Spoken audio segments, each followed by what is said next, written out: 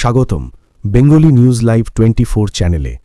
আন্তর্জাতিক রাজনীতি ও যুদ্ধ পরিস্থিতির এক বড় আপডেট নিয়ে হাজির হয়েছি আজ।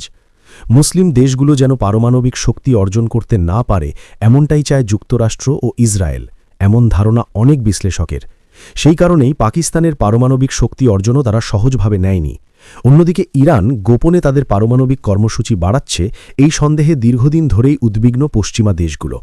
ইরানের পারমাণবিক কেন্দ্রগুলো, বিশেষ করে নাতাঞ্জ স্থাপনা, বরাবরই যুক্তরাষ্ট্র ও ইসরায়েলের মাথা ব্যথার কারণ। অভিযোগ রয়েছে ইরানকে থামাতে একাধিকবার হামলাও চালানো হয়েছে।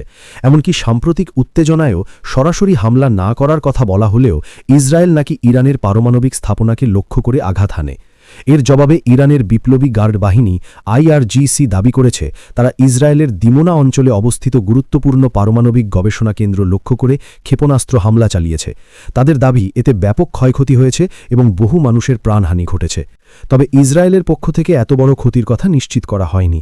ইসরায়েলি সামরিক বাহিনী জানিয়েছে তাদের আকাশ প্রতিরক্ষা ব্যবস্থা সক্রিয় থাকলেও কিছু ক্ষেপণাস্ত্র প্রতিহত করা সম্ভব হয়নি, ফলে দিমোনা ও আরাদ এলাকায় আঘাত হানে। অন্যদিকে আন্তর্জাতিক পরমাণু শক্তি সংস্থা IAEA জানিয়েছে দিমোনার শিমন পেরেস নেগেভ পারমাণবিক গবেষণা কেন্দ্রে বড় ধরনের কোনো ক্ষতির প্রমাণ তারা পায়নি। এছাড়া ওই এলাকায় অস্বাভাবিক বিকিরণ মাত্রাও শনাক্ত হয়নি। পরিস্থিতি তারা এখনও নিবিড়ভাবে পর্যবেক্ষণ করছে। এই ঘটনাকে ঘিরে মধ্যপ্রাচ্যে নতুন করে উত্তেজনা ছড়িয়েছে এবং বিশ্বজুড়ে বাড়ছে উদ্বেগ।